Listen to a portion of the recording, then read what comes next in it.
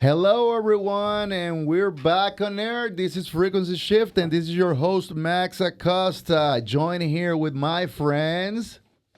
Denis. Josh. Emily. Guys, how do you feel today to be doing our show? Feeling good. How you guys feeling? Feeling pretty good. I woke up this morning to this strange text message. I was sure it was a scammer. It was the internet people put in the internet. Of course. Good morning. Contractor bury fiber line outside of house today day to run fiber outside. And I'm like, what? I was sure it was a scammer, and then I looked outside and they were really out there. Wow. And you're sure you did not hire any of these internet services while you were asleep or something? No. I mean, maybe a little bit, but no. Buddy did not pass English, but he did go to trade school. Exactly. Today is run fiber outside. Today is running I fiber. could not believe that wasn't a scammer. Guys, Anyway. today we're running Frequency Shift. Josh, what do you do this weekend? Well, I actually ran audio at church. That's this cool. weekend. That's cool. So you're practicing basically. Yeah. For yeah. when Awesome. for when you become an engineer, sound engineer, right? That's what you want to be, right? That's right. That's right, guys. Today we have a lot of music and a lot of things that we're gonna talk about, music facts. So I strongly suggest you not to go away because after the break we're gonna have more here at Frequency Shift.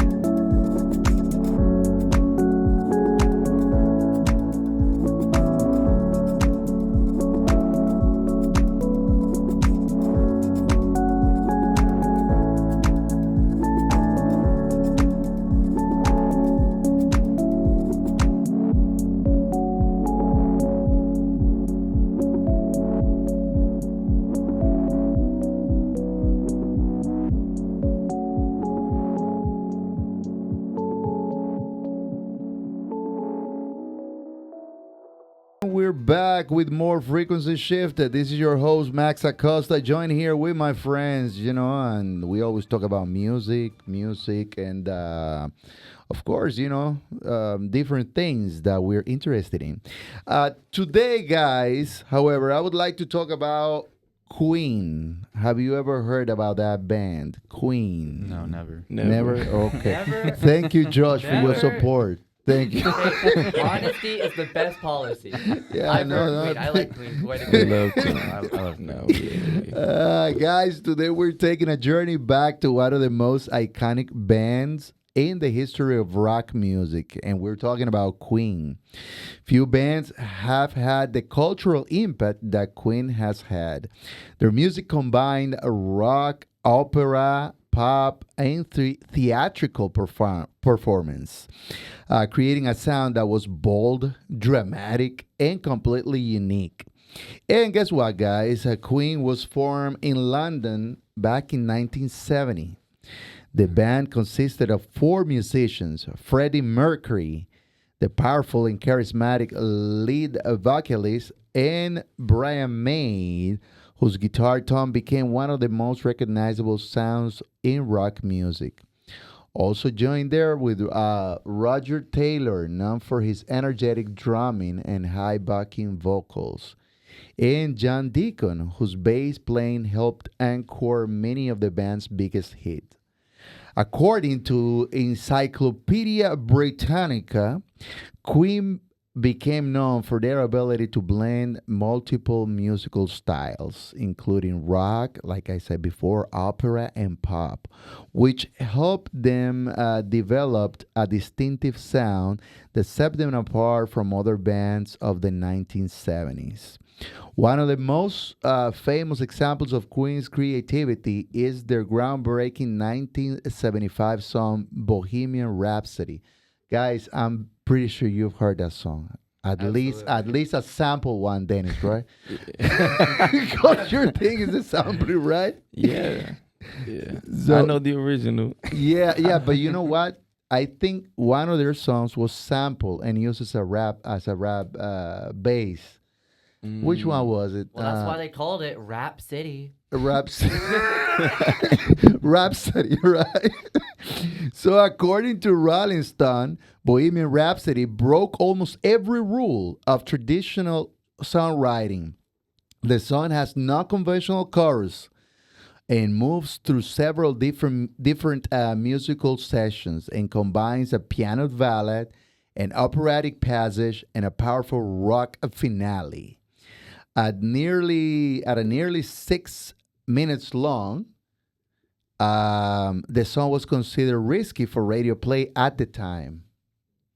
I thought it was longer than that. Nah, yeah, it feels longer, but no, it's Yeah. like 6 minutes of play.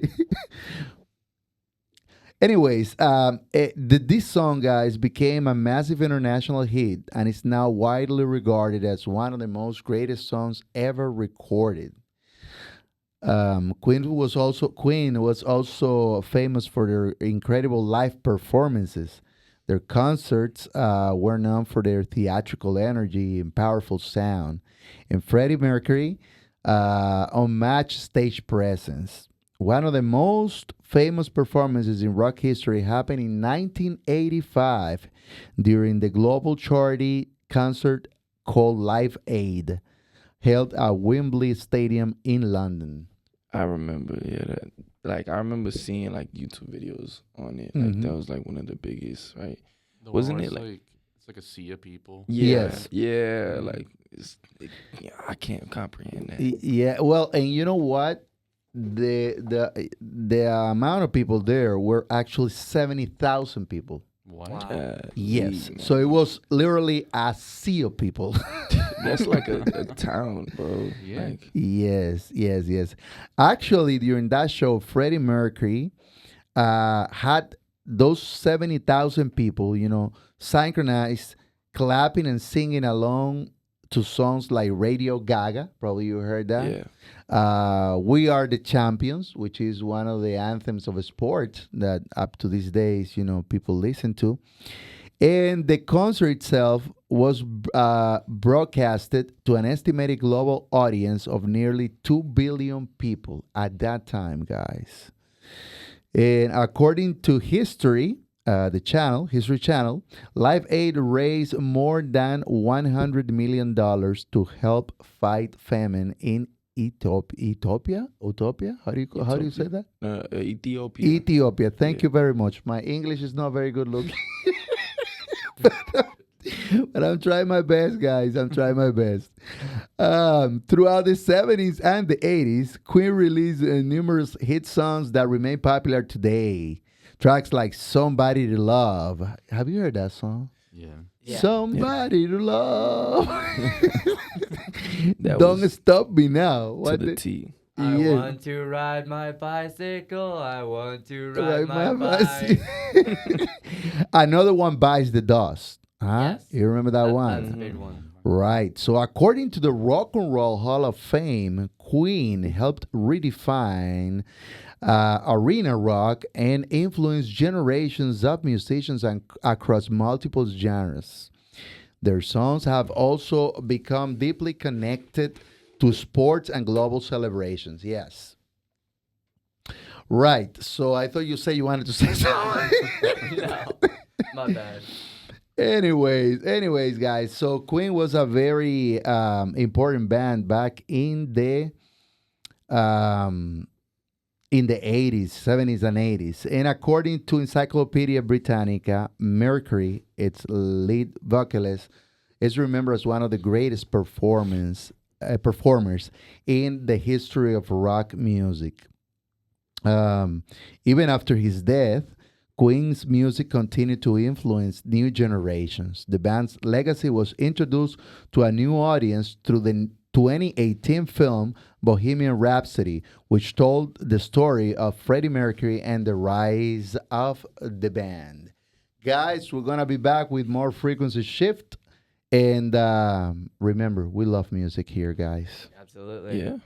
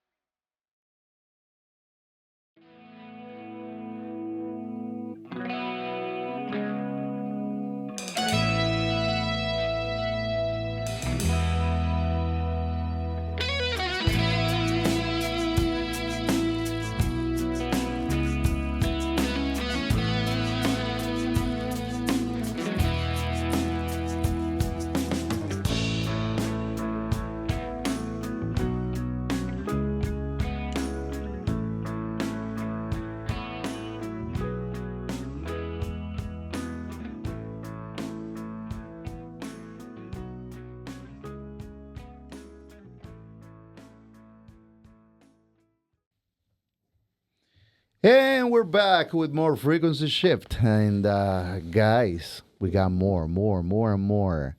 Emily, what you got, bro?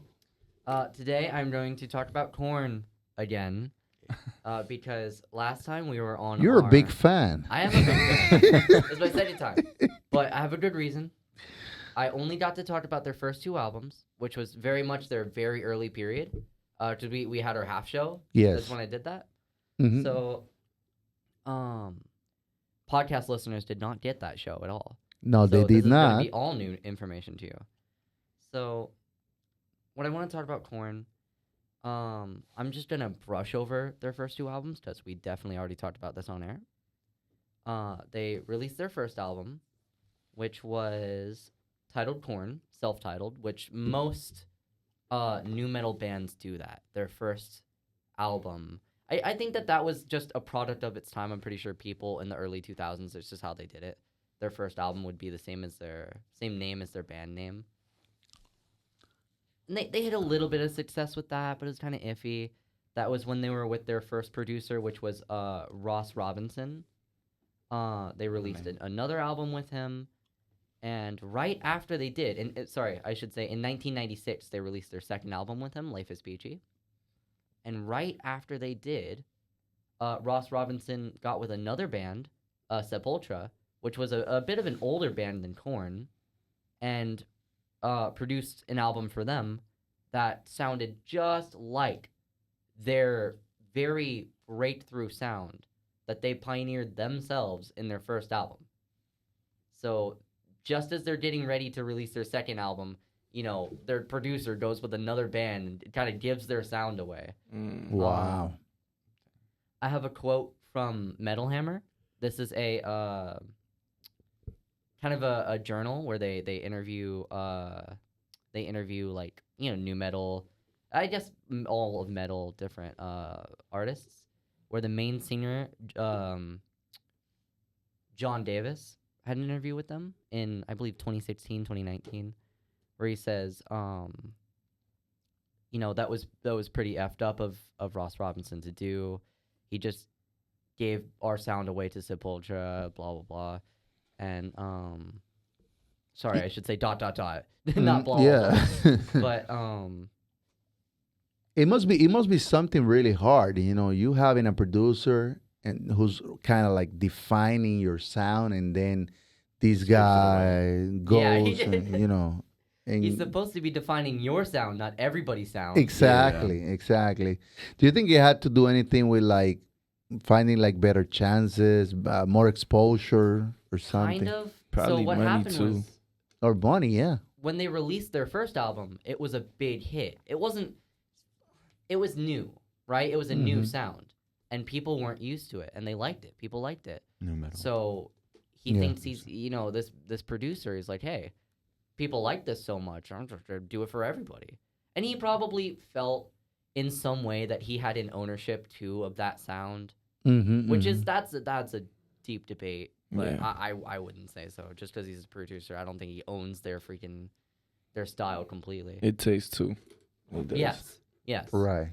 But anyways, and that is really just how the music industry is. People trying to cheat people all the time. Yeah. Especially people like producers who have more power and more weight. Exactly. They do. Mm-hmm. So, I do think it was really telling that John Davis did not choose to comment about that back then. Like, he waited 20 years to say anything because he just... It obviously upset him. It upset him so much that he had a big fight with Ross Robinson back then, and they went on to produce their third album without him. To my knowledge, they never produced an album with him again. So it obviously really upset him. But he didn't pull like a I can't think of his name, but he's the lead singer of God dang, the band that produced Melancholy and the Infinite Sadness. That was I'm sorry, I can't think of his name. But Yeah, anyways, from I know, right? But Thinking about a from name. the lead singer of what, the Smashing Pumpkins. Smashing Pumpkins, thank you. The Ah. Smashing Pumpkins made a big habit of when disputes like that came up, just suing people all the time. Yeah. And the lead singer never won those suits, like ever. Oh. Never. So they did a bunch of suing Yeah, whatevers, and they never won. never won. Billy Corgan. Billy Corgan, This thank shit you. was on the tip of my tongue Yeah. too, man. So, anyways, he had this big fight with Ross Robinson, and then his very next album, or I should say, Korn's very next album, because it's not just John Davis, it's a whole band. In 1998 was Follow the Leader.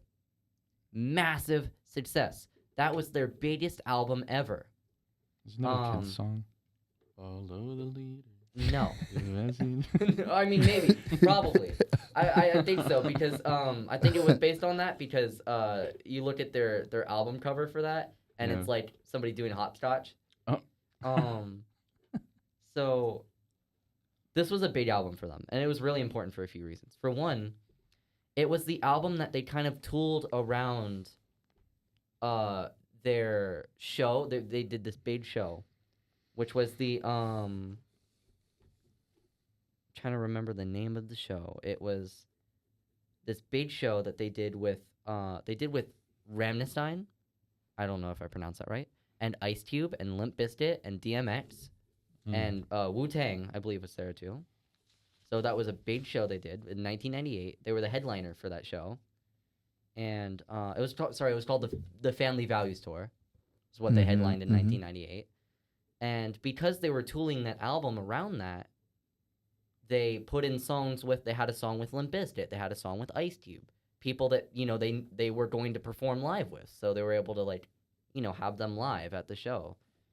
So after Follow the Leader came out, actually really before because it was their singles that got really big, they released 3 singles prior to Follow the Leader that were off the album: Got the Life, Freak on a Leash, and All in the Family. All in the Family didn't really blow up too much because it was very much a joke song. It was a song that John Davis made when he was drunk, and he was hanging out with Fred Durst from Limp Bizkit. And it's just a very fun song. It's just one of those days.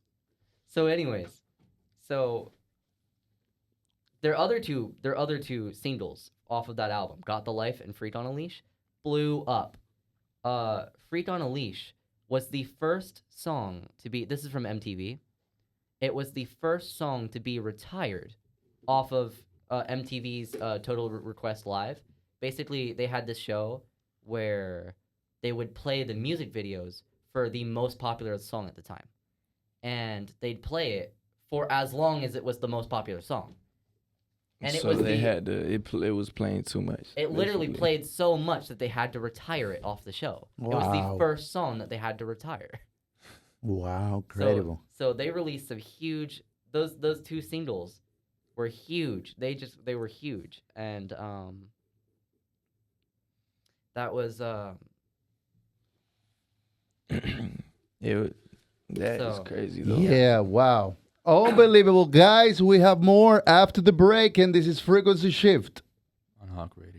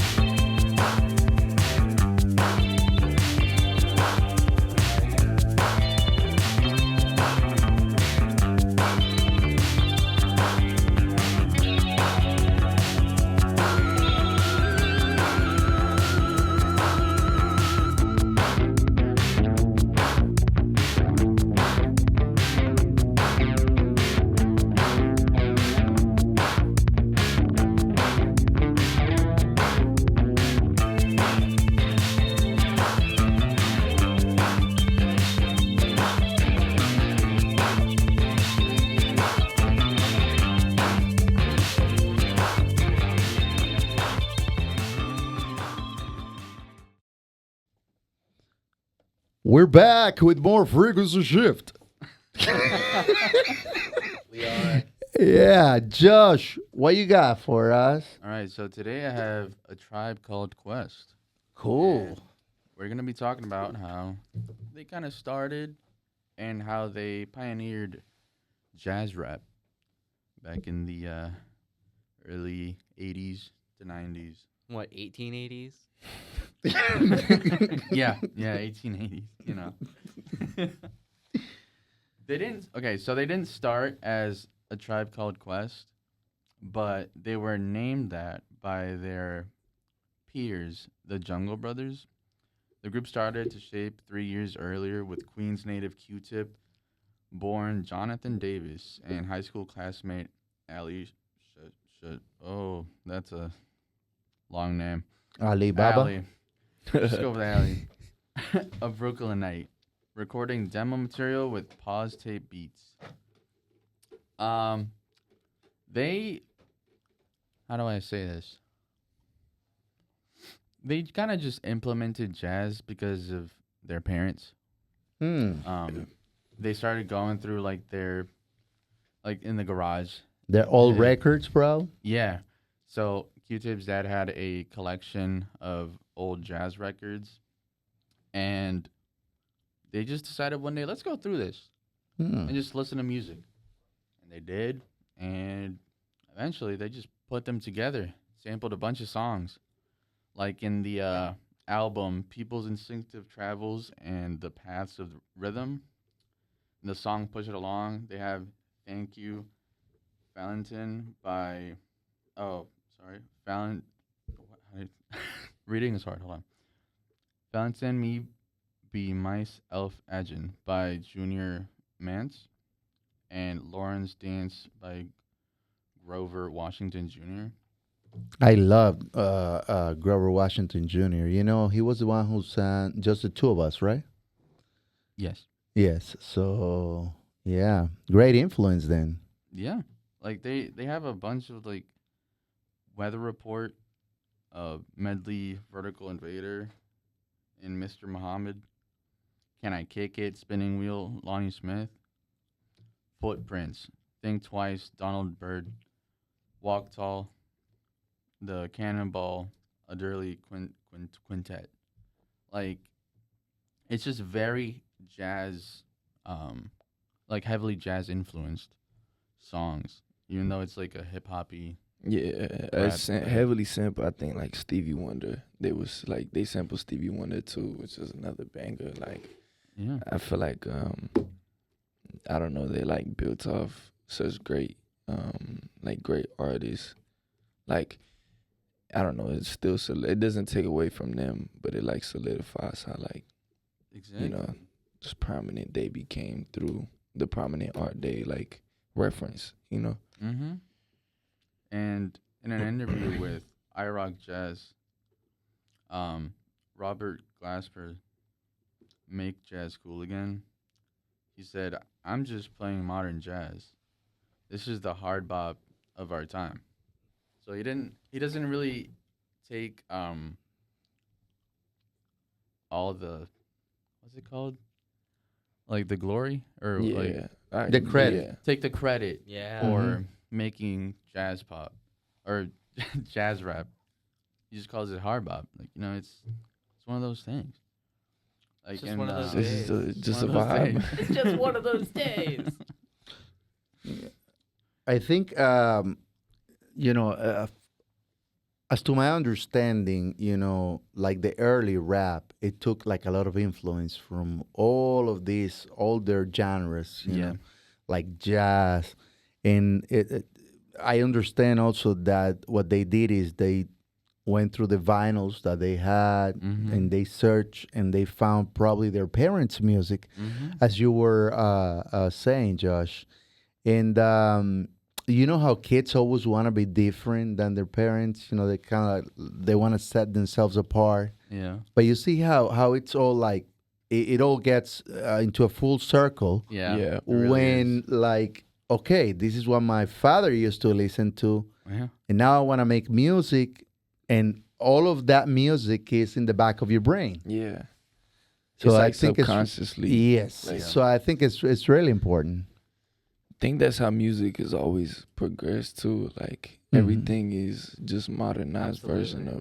of its older like It's like self. Mm-hmm. you know, just like you look at somebody's like family tree, that's how music is. Music builds on music. All of it, True. all of it goes back to like some dude in a cave with a rock and a stick. Mhm. Like all of it. Yeah. You know what I mean? Everything. That turned into something else and something, he got a couple more sticks. And eventually you have jazz and rock and metal, and they all share one common ancestor, which is the freaking stick in a cave. Yeah. That's true. Totally right. Totally right. You took us Actually, back, Yeah. Emily. Yeah, I'm gonna Thank throw you way back with this Thank you. one. Way back. Good old throwback to Stick Yeah. Rock. Any of you guys heard from Grunk 500 BC?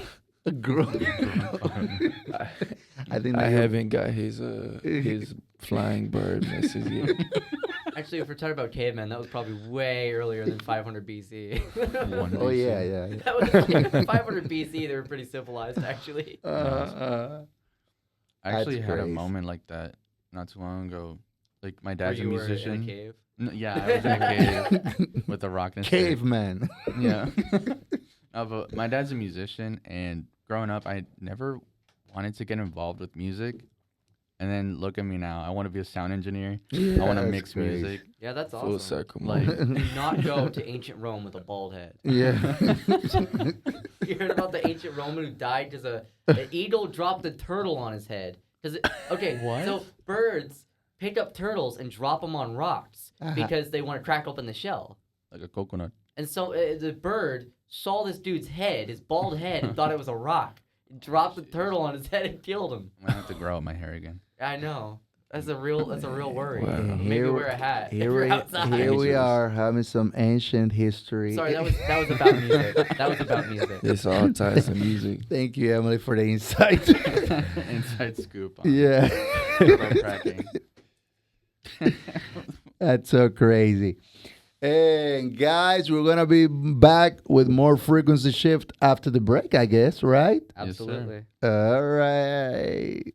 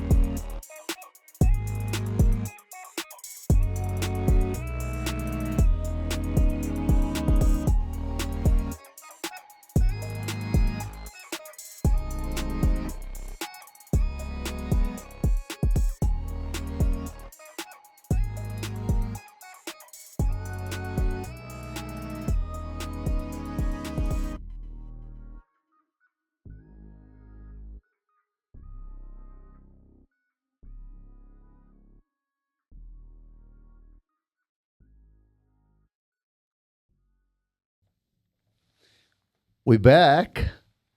Back here with frequency shift Yeah. on Hawk Radio. Uh-huh.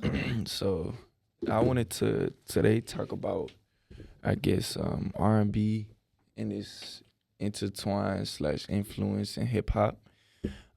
Starting off with asking the question: Is SZA hip hop or R&B? A question that some people may have, in which I feel that she's done her made her impact in both. Current day, at least, a lot of multiple collaborations with Kendrick Lamar. She's worked with Drake, many other artists. I'm trying to think. I'm a little stumped right now, but those are just the two right now that come to mind. And it's fundamentally just shaped hip hop by providing like the soulful melodies, the emotional depth, and polished hooks that transform the genre from raw sample based DJ music into a mainstream melodic force.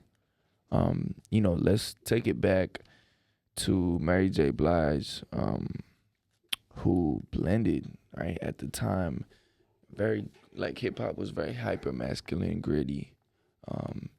And she blended those type of gritty beats with like her emotional sung vocals, softening the genre's image. According to Los Angeles Times, in the article, real R&B seemed like a lost art. Fresh voices have changed. By Jarek D. Kennedy, he states for decades its influence was indelible, particularly during the 90s, an era that often referred to as R&B's golden age. I'm trying to think, like 90s R&B was very highly dominated by, D'Angelo, D'Angelo. Trying to think who else. I mean, you could really put Lauryn Hill in there as well, honestly. Who else? I'm drawing a blank right now. Lauryn Hill, by the way, was one of the most powerful voices of, I guess, of the 90s. Yeah. I've You heard of Lauryn Hill. Yeah, Yeah. the Fugees. Have you heard of the Fugees? I believe so. Yes, Ready or Not, Here I Come. Yeah. Oh yeah. Okay. Yes. It's So one of those bands where like they've got songs more popular than the band.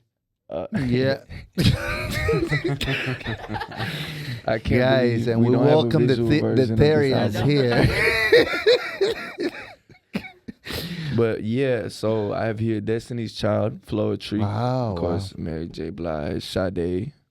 Mhm. I love that I make a playlist for everything because I could just look at my Apple Music Right. and find, Mhm. Not sponsored. Janet Jackson, Coco Jones, SWV.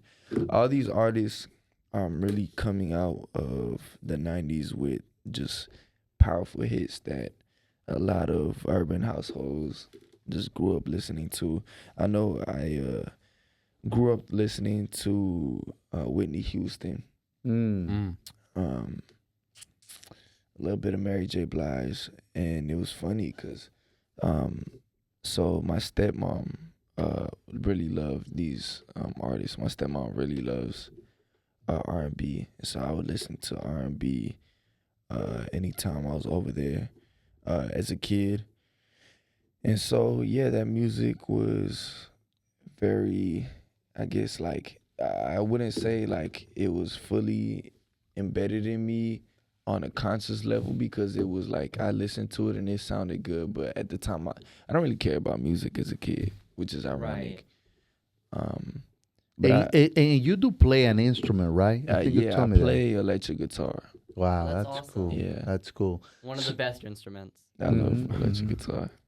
And you would say that listening to all of these different kinds of music actually influenced your life in order Yeah. that you became a musician? Yeah, it honestly, like I think because of the blend, like I grew up, I always say like I claim like to have grown up on like hip hop, like early 2000s rap, but at the same time in my granddad's car I was listening to Juan Luis Guerra. I was listening to like a lot of Wow.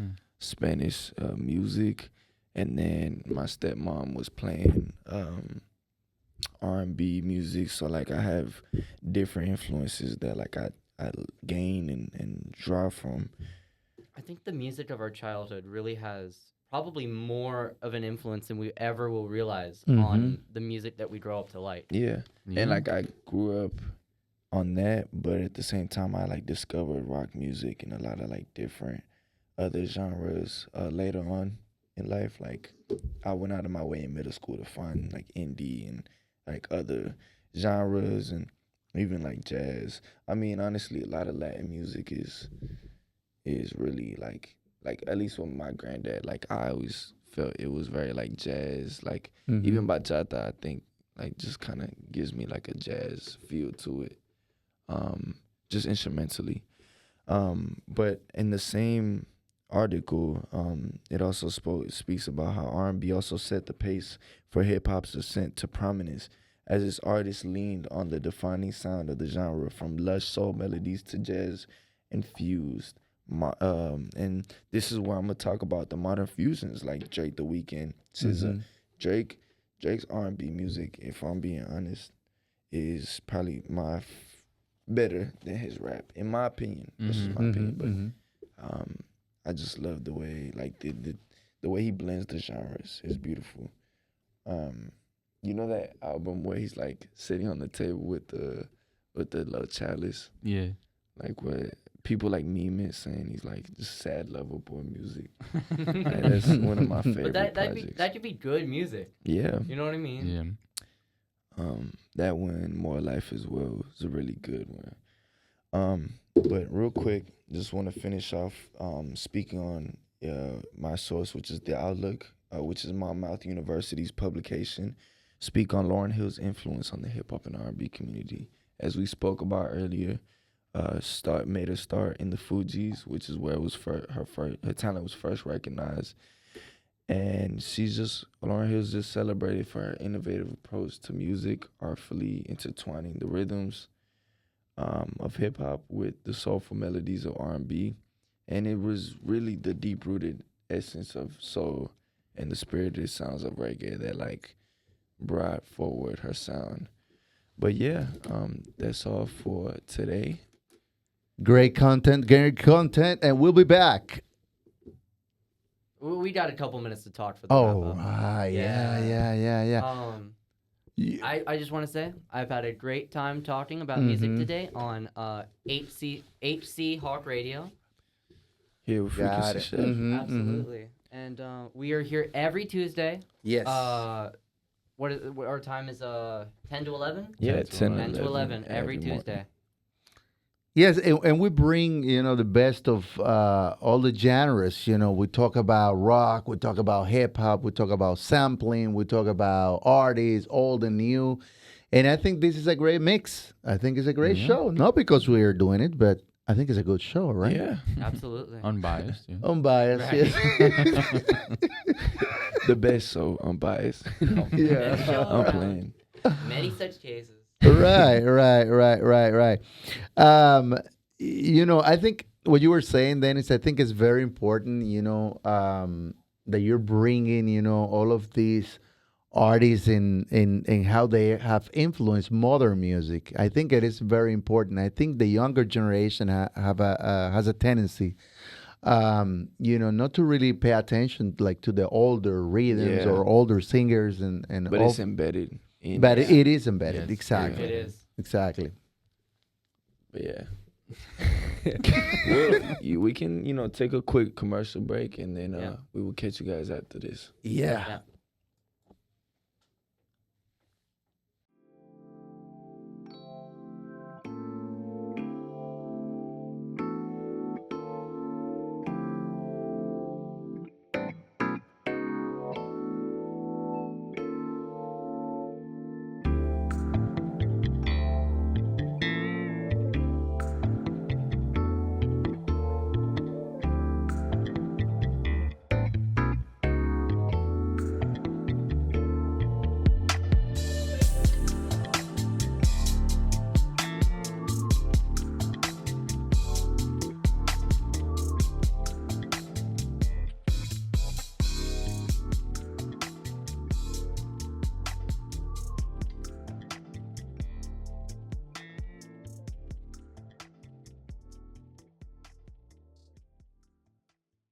Hey, Hello, we're back. We We're left back. just to leave again. We're about Yeah. to say goodbye. Yeah. Yes, and guys, remember you can catch us every Tuesday from 10 to 11 here at HC Hawk Radio. Hawk Radio. exactly HCC, some would say. right. Hawk Radio. This has been your host Max Acosta, Josh. Emily. And Denis, and we'll catch you later. peace.